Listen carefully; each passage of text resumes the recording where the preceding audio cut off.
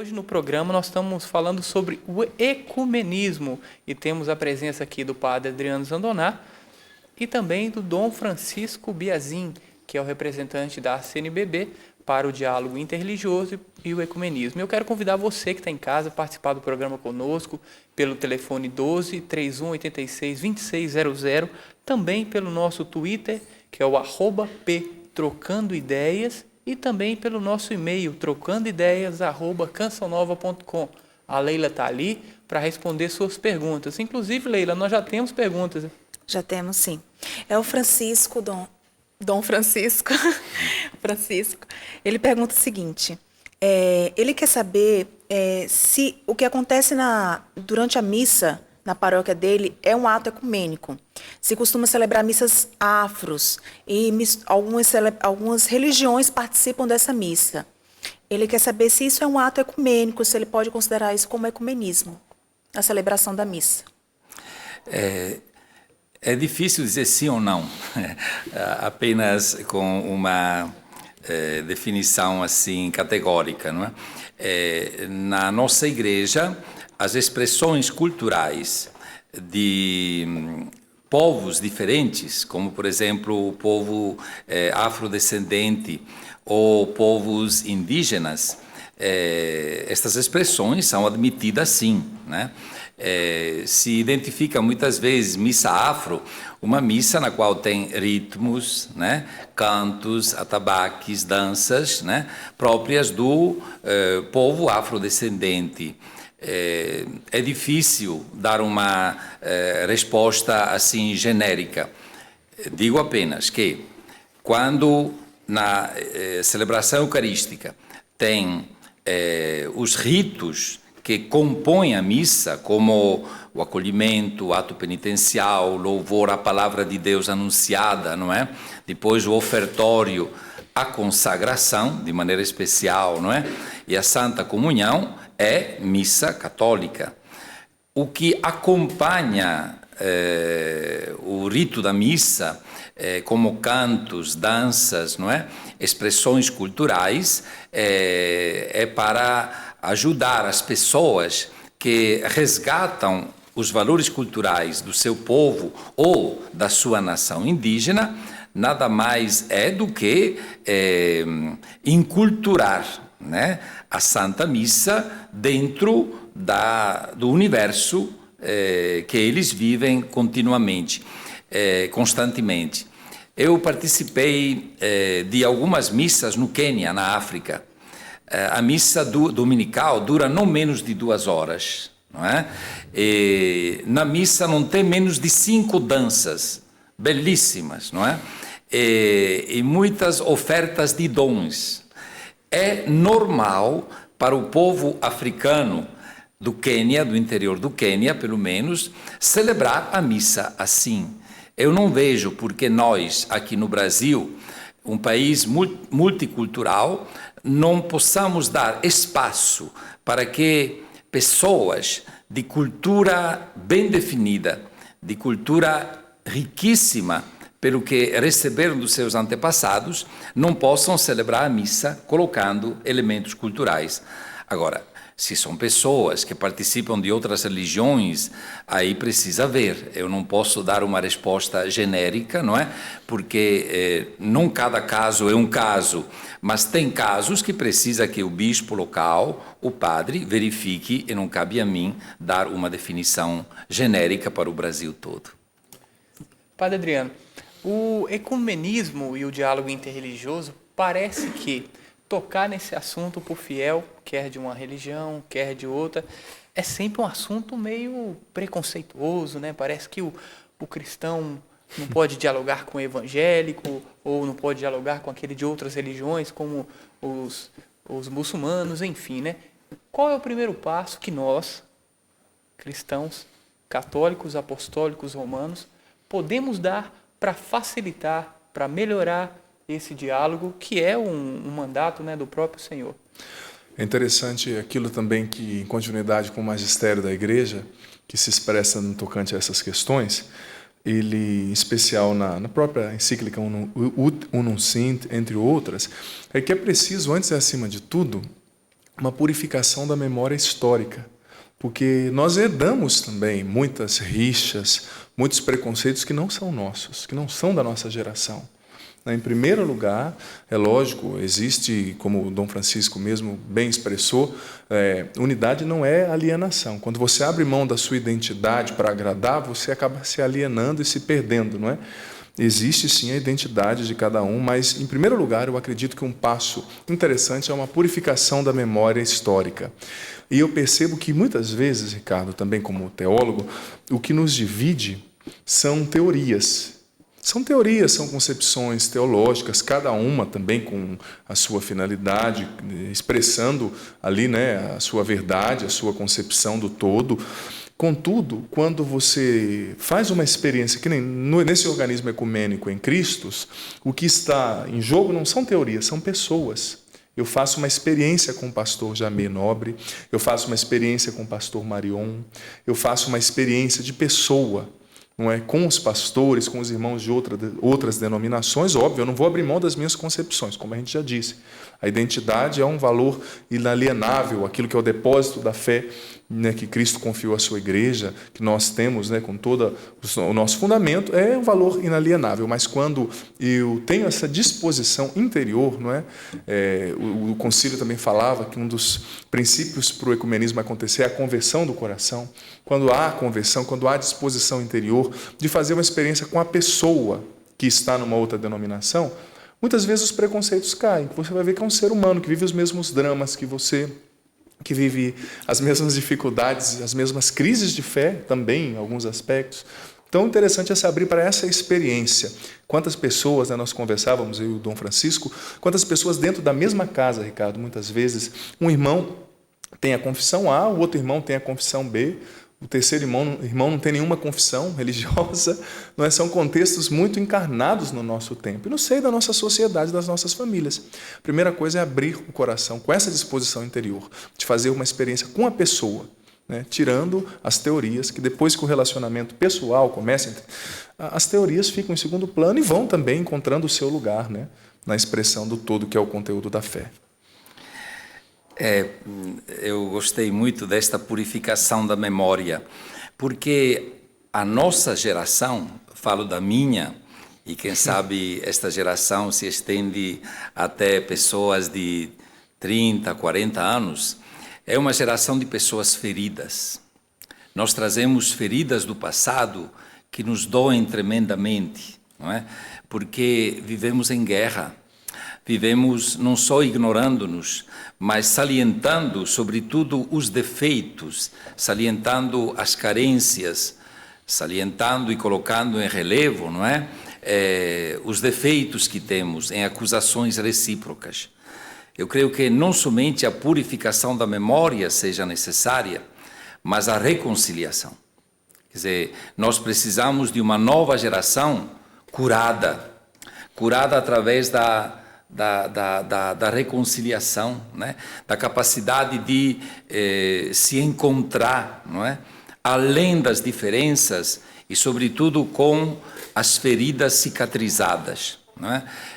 Isso em todas as igrejas. Isso, inclusive, ajudaria a darmos um testemunho, não é? Ao mundo de hoje, que é possível viver no respeito e na fraternidade, não somente apesar das diferenças, mas a partir do sofrimento que estas diferenças provocaram na história através de nós cristãos. Eu vejo que o ecumenismo, ele, chamando-nos a uma profunda conversão, nos ajuda a purificar a memória, a reconciliar, não é, os cristãos de uma igreja com outra e, sobretudo, a gerar homens novos que tenham já no seu coração, no seu espírito, a cura, né, destas feridas. Para isso, a presença do Espírito é essencial, não é?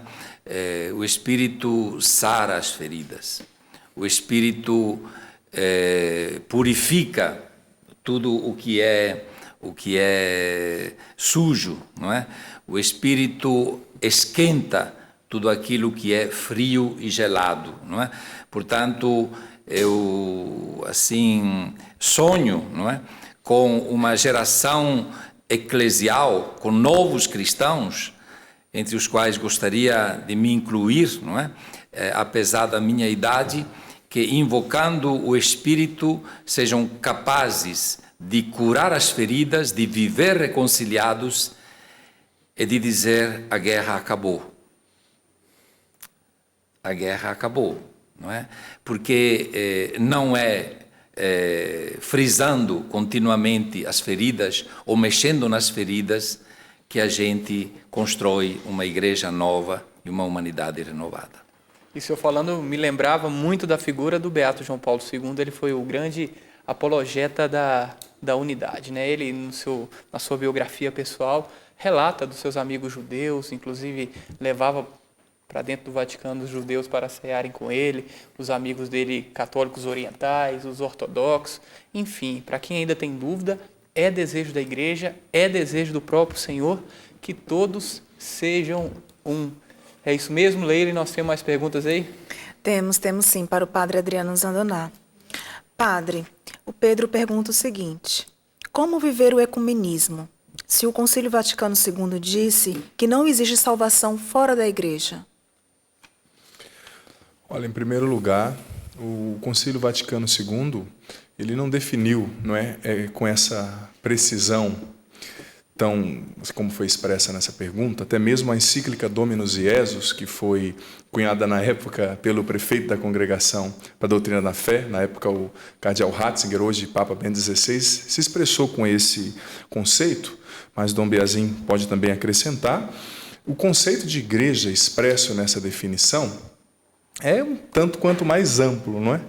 É um conceito mais amplo, até o Dom Biazin se referia à catolicidade da igreja, né, à universalidade da igreja de Cristo. É lógico, nesse mesmo documento, né, o cardeal Ratzinger salienta que essa verdadeira igreja subsiste, não é? Muitos desses elementos subsistem na igreja católica. Isso é uma definição, sabe, imperativa. Contudo, o conceito de igreja expresso pela Dominus Iesus, com mais assim, precisão, que é um documento do novo milênio, né, dessa virada de milênio, ela expressa assim, que fora dessa concepção de igreja, de revelação, que Cristo inaugurou, com os apóstolos, com tudo que ele veio trazendo, não é, dentro daquilo que foi expresso na dinâmica da fé que ele trouxe. Os apóstolos, a sucessão apostólica, os sacramentos, os elementos salvíficos, soteriológicos. Então, essa concepção é um tanto quanto mais ampla, e eu acredito, até mesmo com todo o carinho, com esse irmão que nos fez essa pergunta, que até mesmo uma não compreensão de certas expressões, não é, porque a igreja é universal, o termo católico quer dizer universal. Tem expressões, Dom Biazin é italiano, não está aqui, até conversávamos, ele é da cidade dos meus antepassados, Pádua. Existem expressões que, num contexto europeu, são muito bem aceitas, que são agressivas para um conceito latino-americano, para um contexto, aliás, latino-americano. Existem expressões que são comuns à nossa vida cotidiana, de latino-americanos, de brasileiros, e que são agressivas a uma comunidade eslava, a uma comunidade nórdica, a uma comunidade norte-americana e assim sucessivamente. Então, eu acredito que trazer certas expressões fora do seu contexto e da sua significação contribui, às vezes, mais para abrir feridas do que para fechar, como Dom Biazin dizia. O concílio afirma que a Igreja de Cristo subsiste na Igreja Católica, mas também afirma que fora, e reconhece, que fora da sua comunidade visível se encontram muitos elementos de santificação e de verdade, os quais, por serem dom pertencentes à Igreja de Cristo, impelem para a unidade.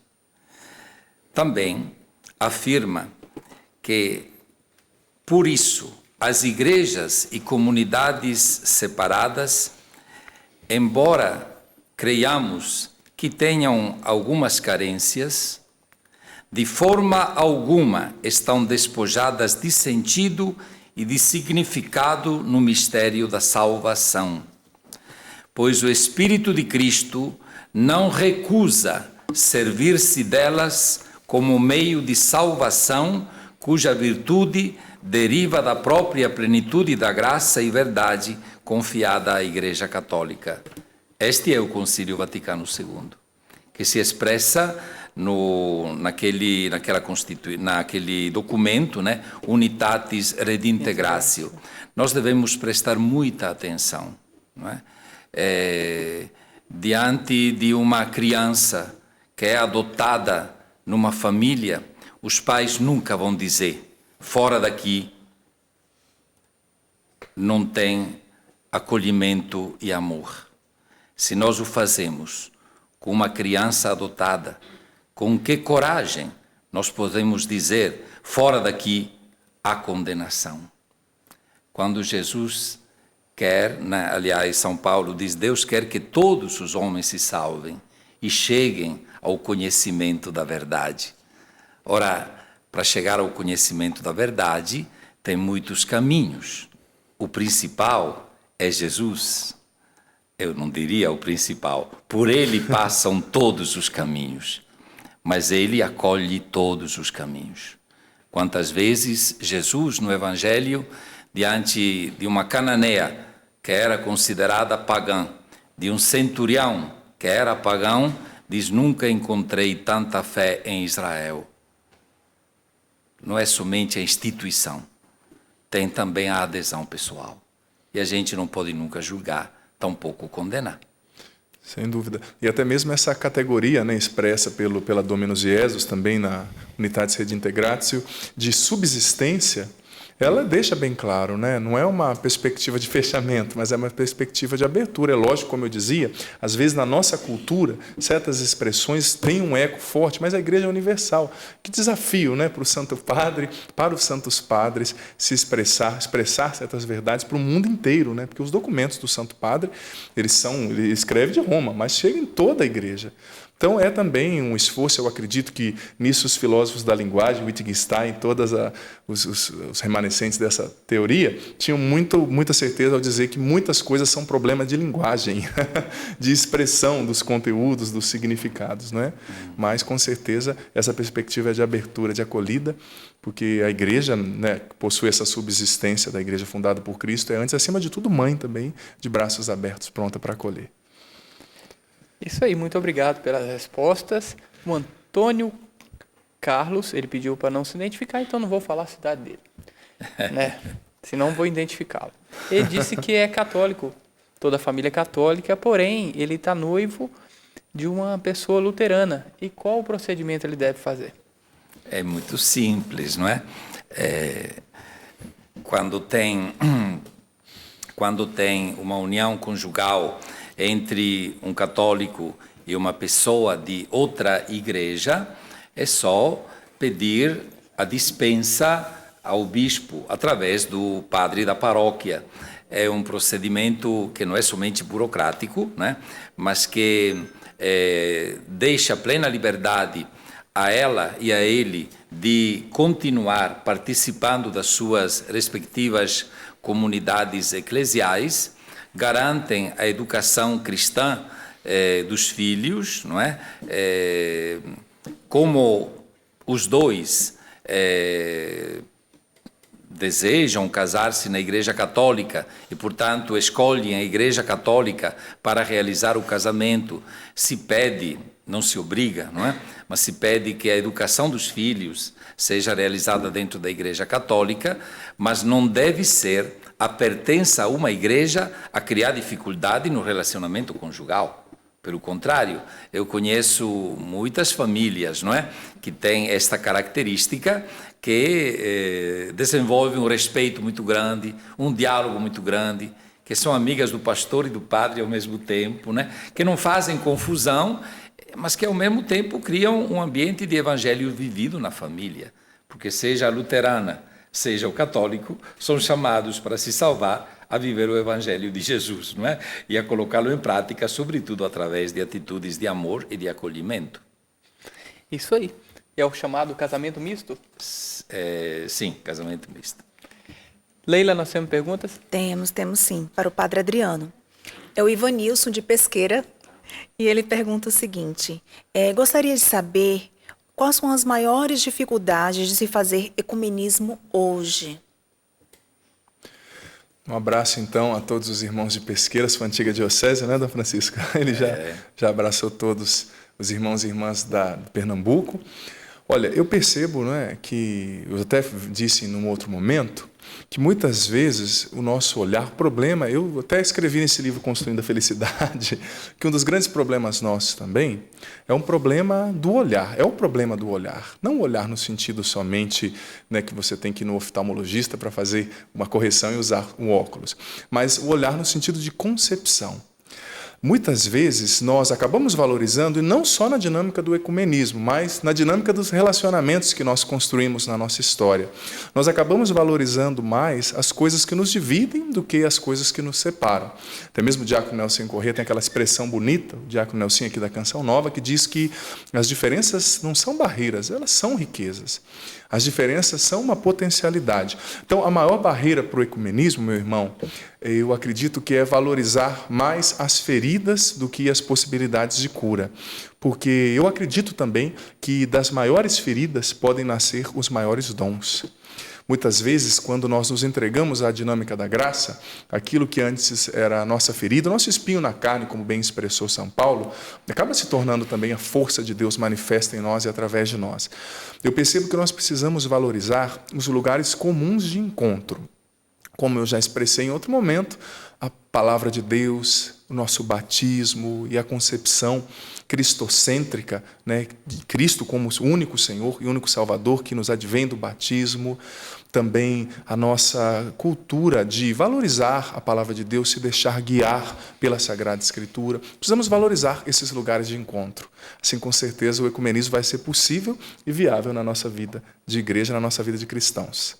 Dom Francisco, nós sabemos que o senhor é missionário acima de tudo, né? Um italiano que está no Brasil, conhece a realidade eclesial tanto da Europa como do Brasil. O senhor também falou da realidade na África. A gente sabe que na África muitos cristãos estão morrendo, martirizados, inclusive cristãos católicos, cristãos evangélicos. Na Nigéria, por exemplo, nós estamos acompanhando o que tem acontecido.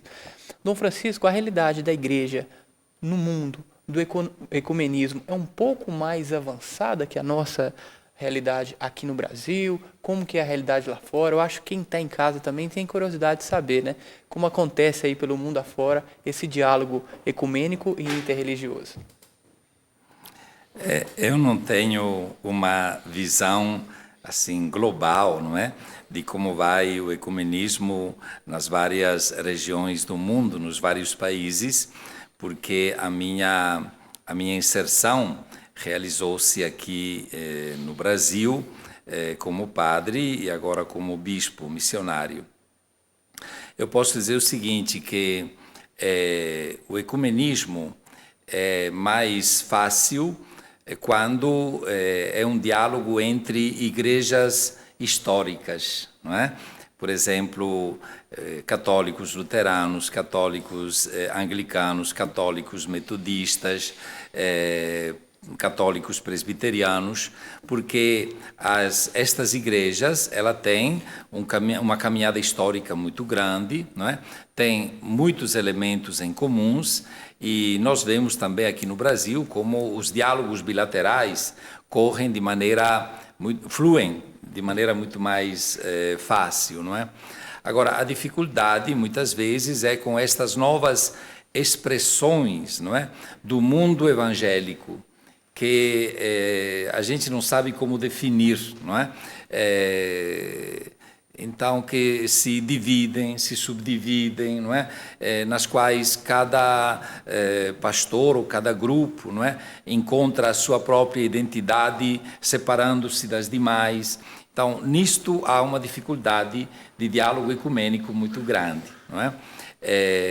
No Brasil, existe algo que vai além do nosso trabalho ecumênico, que é a cultura brasileira, que é uma cultura includente, é a cultura do acolhimento, é a cultura do abraço, é a cultura, assim, digamos assim, da abertura para com o outro, não é? Esta cultura ajuda de maneira muito forte qualquer tipo de diálogo, porque faz funcionar o quê? Mais o coração do que a cabeça, né?